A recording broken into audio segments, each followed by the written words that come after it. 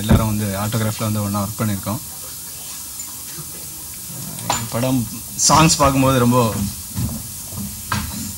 ரொம்ப சிறப்பாக இருந்தது. யாருக்கும் வராத ஒரு தைரியம், ஆர்டிஸ்டோட ஃபேஸே காட்டாமல் ஒரு ஃபுல் சாங் எடுத்திருக்காரு. அது வந்து உண்மையிலே ரொம்ப ஆச்சரியமாக இருந்தது. ரெண்டாவது இன்ட்ரெஸ்டிங்காக இருந்தது ஒவ்வொரு ஷார்ட்ஸுமே.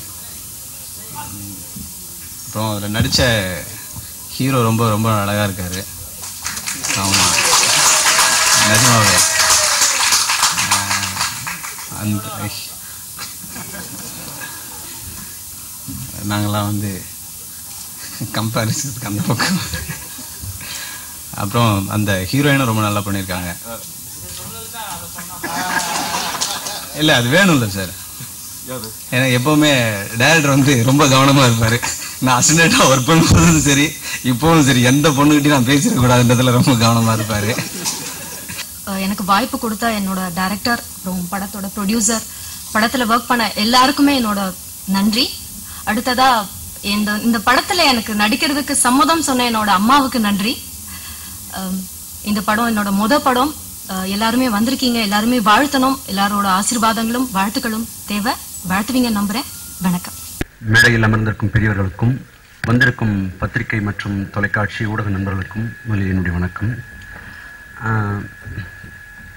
என்னுடைய தேங்க்ஸ் வந்து நான் ஒன்றா ஸ்டார்ட் பண்ணுறேன்.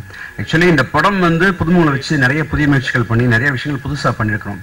அப்படிங்கிறப்போ பத்திரிகைகள் இதை வந்து முதல்ல வந்து இந்த புது விஷயங்களை கொண்டு போய் மக்களுக்கு சேர்க்கணும். அப்படிங்கிறப்போ பத்திரிகையாளர்கள் சந்திப்பில் வச்சு நிறைய விஷயங்கள் சொன்னப்போ அதற்கு முக்கியத்துவம் கொடுத்து வெளியிட்ட அனைத்து பத்திரிகை நண்பர்களுக்கும் தொலைக்காட்சி நண்பர்களுக்கும் முதல்ல என்னுடைய நன்றி. 1000 முத்தங்களுடன் தேன்மொழிங்கிற ஒரு படம் புதுமுகங்கள் நடிச்சிருந்தா கூட அது ஒரு புதுமையான படம், இது வரைக்கும் யாரும் பண்ணாத முயற்சி அப்படிங்கிற விஷயத்தை கொண்டு போய் சேர்த்தது அவங்க தான். அவங்களுக்கு என்னுடைய நன்றி. அதுக்கப்புறமா புதுமுகங்கள் நடிச்சிருந்தாலும் புதிய இயக்குனர் பண்ணியிருந்தா கூட அந்த படத்துல விஷயம் இருக்கு அப்படிங்கிறதை நம்பி உணர்ந்து அந்த படம் பார்த்து இன்னைக்கு அந்த படத்தை வாங்கி ரிலீஸ் பண்றதுக்கு முன் வந்திருக்கக்கூடிய மைக்கேல் ராயப்பன் சாருக்கு என்னுடைய மனமார்ந்த நன்றி. ஏன்னா அவர் எடுத்திருக்கிற இந்த முயற்சி, இந்த துணிச்சல், இதுதான் வந்து இதற்கு பிறகு வரக்கூடிய நிறைய இளம் இயக்குநர்களுக்கு மிகப்பெரிய தன்னம்பிக்கை பாதையை வந்து போட்டு தரும். ஸோ மைக்கேல் ராயப்பன் சாருக்கு என்னுடைய நன்றி. அதுக்கப்புறம் வந்து இந்த 1000 முத்தங்களுடன் தேன்மொழி படத்துடைய கதையை பத்தி அமீர் சார் சொன்னாரு. ஆக்சுவலா அமீர் சார் கிட்ட இந்த கதையை நான் சொல்லியிருக்கிறேன். அதுக்கு பிறகு இந்த கதையை வந்து கொஞ்சம் புதுசா பண்ணணும், வித்தியாசமா எடுக்கணும் அப்படிங்கிறப்போ நான் வந்து இந்த படத்திற்காக 71 புதுமுகங்களை தேர்ந்தெடுத்து அவங்களை வந்து திருவண்ணாமலையில ஒரு வீட்டில் தங்க வச்சு ட்ரைனிங் 372 நாட்கள் கொடுத்து அந்த 372 நாள் கொடுத்து பண்ணி அதற்கு பிறகு ஹேண்டிகேம்ல ஷூட் பண்ணி எடிட் பண்ணி பார்த்து அதுக்கு பிறகுதான் பிலிம்ல ஷூட் பண்ண அந்த படத்தை. அந்த 372 நாட்கள் என் கூட ஒத்துழைப்பு கொடுத்த 71 புதுமுகங்களுக்கும் என்னுடைய மனமார்ந்த அரங்கத்தில் அமர்ந்திருக்கும் அனைவருக்கும், வெளியில் இருக்கும் பெரியவர்களுக்கும் இறைவன் புறத்திலிருந்து சாந்தியும் சமாதானம் உண்டாகட்டும். ஒரு 4 வருஷத்துக்கு முன்னால் பருத்திவீரன் 4-5 வருஷம் இருக்கும். பருத்திவீரன் ஷூட்டிங்கில் இருக்கும்போது ஒரு அசிஸ்டன்ட் டைரக்டர் என்னை வந்து பார்த்தார் தேனியில். சார் என்னோட பிஆர்ஓ சுந்தர் தான் கூட்டிகிட்டு வந்து சார் ஒரு கதை இருக்குது கேளுங்க, நீங்கள் ப்ரொடியூஸ் பண்ணணும் அப்படின்னு. இந்த படமே முடியலை, இப்போ எங்கேயா ப்ரொடியூஸ் பண்ணுறது? ஏன்னா அந்த டைமில் ப்ரொடியூஸ் பண்ணுறதுக்கான எல்லா வேலையும் இருந்த காலகட்டம் அது. இல்லை கதை கேளுங்க அப்படின்னு சொல்லி ஒரு அசிஸ்டன்ட் டைரக்டர் வந்து கதை சொல்கிறார். அவர் ஒரு லவ் சப்ஜெக்ட் ஒன்று இருக்குது சார் அப்படின்னாரு. சார் டைட்டில் கேளுங்க, நீங்கள் முதல்ல டைட்டில் கேட்டிங்கன்னா உங்களுக்கு பிடிக்கும் அப்படின்னு சொல்லுங்கள் அப்படின்னு. இழுத்தாக்கா அப்படின்னாரு. என்னங்க அப்படின்னு? இல்லை சார் இழுத்தாக்கா அப்படின்னா புரியலைன்னு. சார் காதல் அப்படியே ரிவர்ஸில் சொல்லியிருக்கேன். அப்படியா? கதை சொன்னார். கதை கேட்டால் காதலை வேறு ஒரு மாதிரியாக சொல்லியிருக்காரு. நான் கேட்டேன், இது என்னங்க இந்த கதையில் என்ன இருக்குன்னு. சார் காதல்னால் பொதுவாக எல்லோரும் வேறு மாதிரி நினைக்கிறாங்க. நான் அந்த காதலுக்குள்ளே என்ன இருக்குது, அது ஏன் அந்த காதலர்கள் அப்படி நடந்துக்கிறாங்க, உண்மையான காதல்னால் என்ன அப்படின்றத சொல்லியிருக்கேன்.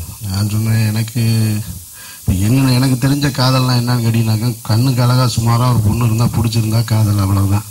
அதுக்கு மேலே எங்கேயாவது நாங்கள் படிக்கிற காலத்தில் பஸ் ஸ்டாப்பில் பார்க்கும்பொழுது கொஞ்சம் தூரமாக நின்றுட்டு ஒரு காலையில் ஒரு 5 நிமிஷம், ஈவினிங் ஒரு 5 நிமிஷம் பார்த்தோம்னா அதில் 10 பேரில் யாருன்னு ஒரு ஆளை செலக்ட் பண்ணிக்கிற வேண்டியது. இந்த பக்கம் இருந்து நம்மளும் செலக்ட் பண்ணிக்கலாம், அங்கேருந்து அவங்களும் செலக்ட் பண்ணிக்கணும். இந்த அடிப்படையில் தான் காதல் இருந்தது. இதுக்கு மேலே இங்கே கண்ணும் பேசுச்சு அப்படின்றதெல்லாம் என்ன பேசுச்சுன்னு தெரில. இவர் வேறு ஒரு காதல் சொல்கிறாரு அப்படின்னு. எனக்கு தெரிஞ்ச காதலுக்கான டிஃபரன்ஸ் இவ்வளோ தான், நீங்கள் வேறு சொல்கிறீங்களே அப்படின்னு. இல்லை சார் இதுதான் காதல். இப்போ கூட இந்த படத்தோட ட்ரெய்லர் பார்த்தீங்கன்னாக்கும் நீங்கள் வந்து லவ் பண்ணணும்னா உங்களுக்குள்ளே எப்போ சண்டை வரும், லவ் பண்ணால் எப்போ சண்டை வரும், இது ஒரு 5 டீ சொல்கிறாங்க. 5 டீ இல்லை தெரிஞ்சுன்னா சண்டே வராது, சக்ஸஸ் ஆயிரும்னு சொல்லிட்டு.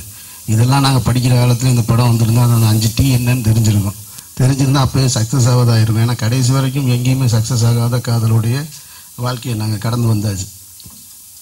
இப்போ ஒரு 10 நாளைக்கு முன்னால் ஒரு டைரக்டர் என்னை பார்க்க வந்து சார் உங்களுக்கு என்ன ஞாபகம் இருக்கா? தெரில சார். இல்லை நான் தான் ஒரு 5 வருஷத்துக்கு முன்னால் கதை சொல்ல வந்தேன் உங்களுக்கு. ஆமாம் வந்தீங்க, தேனிக்கு வந்தீங்க.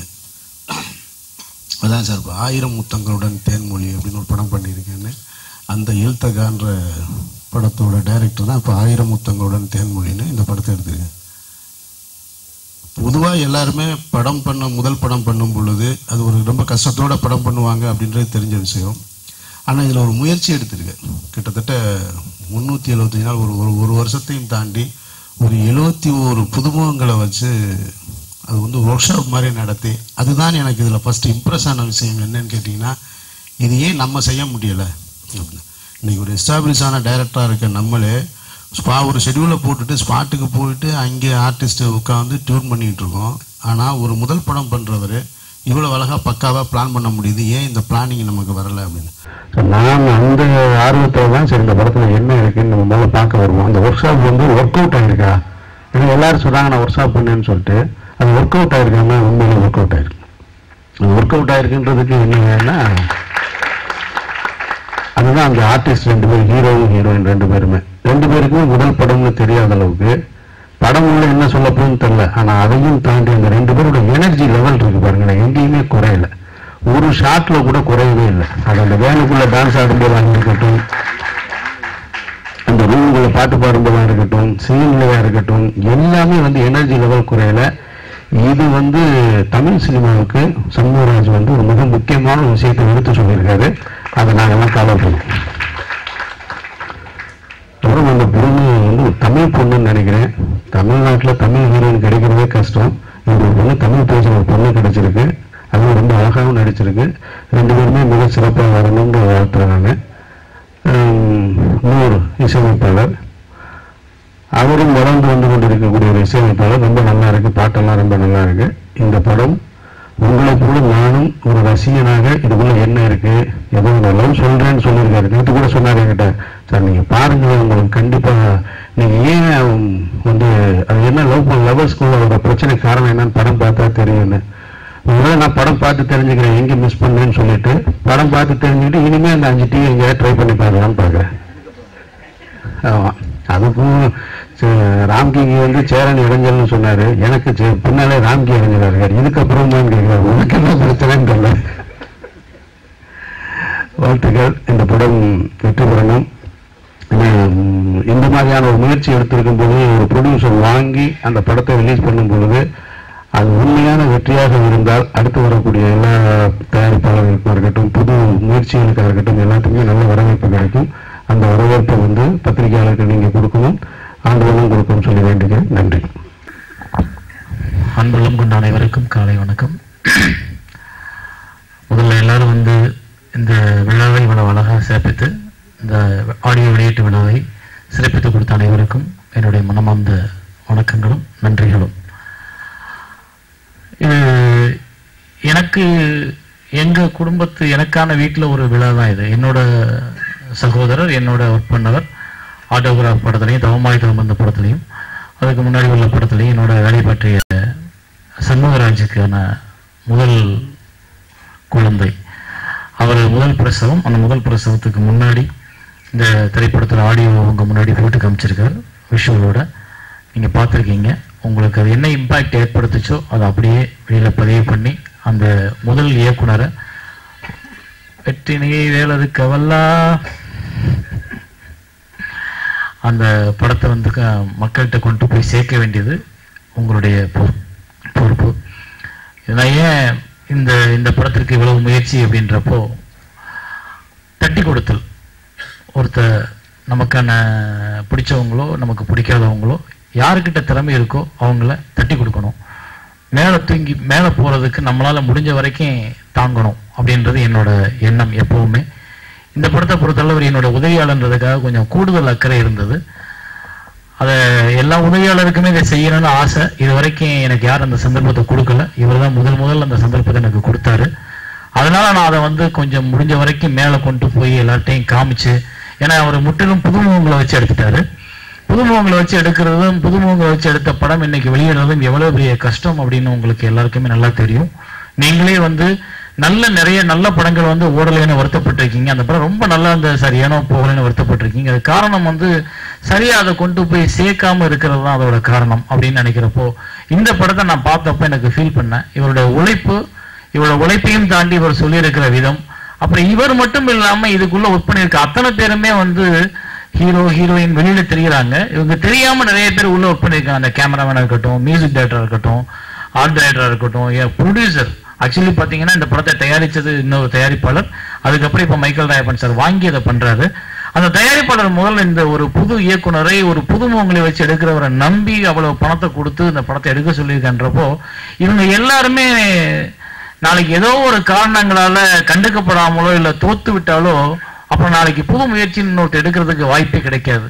ஸோ இப்போ இப்பேற்பட்ட ஸ்கிரிப்டோ இல்லை இப்பேற்பட்ட ஒரு ஒர்க் ஷாப்னு சொல்லிட்டு 350 நாளை வந்து வீணடிச்சு அப்படின்னு நினைக்காம போய் ஒரு இடத்துல உட்காந்து ஃபுல்லா எல்லாரையும் வச்சு ட்ரெயின் பண்ணி அந்த பொறுமையும் அந்த உழைப்பும் ஜெயிக்கணும்னு எனக்கு ஆசைப்பட்டேன் நான். அதனால நான் என்ன பண்ணேன், சரி சண்முகராஜ் நான் படம் பார்த்தேன், அதுக்காக வந்து தரமில்லாத ஒரு அர்த்தமில்லாத ஒரு படத்திற்கு போய் சப்போர்ட் பண்ணோம்னா அதுக்கும் தப்பாயிரும். அதனால நான் வந்து முதல்ல படம் பார்க்குறேன் சண்முகராஜ் அப்படின்னு சொன்னேன். படத்தை காமிச்சாரு என்கிட்ட. படத்தை காமிச்சப்ப எனக்கு ஒரு மாதிரி ஏதோ ஒரு வகையான ஒரு பிரமிப்பு ஏற்பட்டது. ஒரு இவ்வளவு சாத்தியமா, நம்மளும் நிறைய பேர் நடிகர்களை வச்சு இயக்கியிருக்கோம், நடிகைகளை வச்சு இயக்கியிருக்கோம், புதுமுகங்களை நடிக்க வச்சிருக்கோம். ஆனா இது எல்லாரும் புதுமுகம் இவ்வளவு பர்ஃபெக்டா. அதுல ஒரு ஷாட் வந்து கிளைமாக்ஸ்ல வந்து நான் பார்த்து மிரண்டு போயிட்டேன். நான் அந்த பொண்ணுக்கு நிஜமாவே நான் வந்து ஒரு பெரிய ஃபேன் ஆகிட்டேன். நான் அந்த ஹீரோயினுக்கு அவ்வளவு சூப்பர் பெர்ஃபார்மன்ஸ், அந்த பொண்ணோட பெர்ஃபார்மன்ஸ் எனக்கு ஆச்சரியப்படுத்துச்சு. நிறைய அதுக்கு முக்கியமான காரணம் வந்து அந்த பொண்ணுக்கு நல்லா தமிழ் தெரியும் அப்படின்றதுதான் காரணம். ஏன்னா அர்த்தம் தெரிந்ததுனால அந்த ஒரு ஷாட் வந்து கிட்டத்தட்ட ஒரு 800 அடி இருக்கும். 400 கேன் ஃபீட் பண்ணிட்டு அதுல வந்து 16 ஷூட் பண்ணதுனால வந்து 800 அடி போயிருக்கு. 800 அடி ஒரே ஷாட்டு. அந்த ஒரு ஷாட்ல வந்து இவங்க 2 பேரும் தான் ஆர்டிஸ்ட், வேற யாரும் கிடையாது. இந்த 2 பேரும் வந்து அந்த ஒரு வீட்டுக்குள்ள ஒரு டிராமா இருக்கு, பிச்சுட்டாங்க. அந்த பையனும் வந்து புது பையனே சொல்ல முடியாது. அவர் நீங்க வந்து சொன்னீங்க உங்க அம்மா அப்பா அப்படின்னா, உங்க அம்மா அப்பா நிஜமாவே ஒரு நல்ல பிள்ளையை பெற்றிருக்காங்க, திறமையான பிள்ளையை பெற்றிருக்காங்க. கண்டிப்பா உங்களுக்கான இடம் கண்டிப்பா நல்லபடியா கிடைக்கும். அவரும் அவ்வளவு அழகா பண்ணியிருக்காரு. அந்த படமே நீங்க பாத்தீங்கன்னா நிறைய இடங்கள்ல ஃப்ரெஷ்ஷா ஃபீல் பண்ண முடியும். அப்புறம் எந்த பக்கம்லாம் நம்ம சொல்லக்கூடாதுன்னு நினைக்கிறோமோ அந்த பக்கத்தை அவர் அழகா சொல்லியிருக்காரு. இந்த மாதிரியான ஒரு படம் சரியாக திட்டமிட்டு 50 நாள்னா 50 நாள் ஷூட்டிங் அப்படின்னு எடுத்தா தொழிலாளர்களுக்கு அந்த அமௌண்ட் கொடுக்குறது தப்பே கிடையாது, கண்டிப்பா கொடுக்கலாம். ஸோ அதற்கான வாய்ப்பு இந்த மாதிரி திரைப்படங்கள் எடுக்கும்போது இருக்கு. எந்த திரைப்படத்தை 100 நாள் 150 நாள் 200 நாள் எடுக்கிறோமோ அப்போதான் வந்து தயாரிப்பாளர்களுக்கு நஷ்டம் வருது. ஸோ இந்த மாதிரியான ஒரு வெல் பிளான்டு பிலிமா போனா எந்த தொழிலாளர்களுக்கும் அந்த அமௌண்ட் கொடுக்கறதுலையோ பட்ஜெட் அதிகமாகும்னு சொல்றதுக்கோ வேலையே கிடையாது. இது அமீர் சாருக்கு இப்ப புரியும் இல்லையா? கரெக்டா நான் நினைக்கிறேன். இல்ல நான் உங்க பக்கம் தான் பேசுறேன். ஸோ அதனால நாங்கள் நண்பர்கள் தான். எங்களை வந்து தேவையில்லாம இப்படி எம்ஜிஆர் சிவாஜி அப்படிலாம் சொல்லி பிரிச்சிடாதீங்க தயவு செஞ்சு, அது வேண்டாம். இப்ப கூட நாங்க 2 பேரும் எங்களுடைய கருத்துக்களை மீறி நாங்க நண்பர்களாக தான் இருக்கோம். ஸோ சந்தோஷம். நீங்க எல்லாரும் வந்து இந்த பட விழாவை சிறப்பிச்சதுலையும் இந்த பட விழாவுக்கு அப்புறம் அது வெற்றி அடைய போறதுலையும், வெற்றி அடையும் பொழுது இந்த டெக்னீஷியன்ஸ் எல்லாரும் வந்து பெரிய ஆளாக போறதையும், இந்த ஹீரோயின்ஸ் பெரிய ஆளாக போறதையும் என்னுடைய மனப்பூர்வமான வாழ்த்துக்கள். சந்தோஷம். மிக்க நன்றி, மகிழ்ச்சி.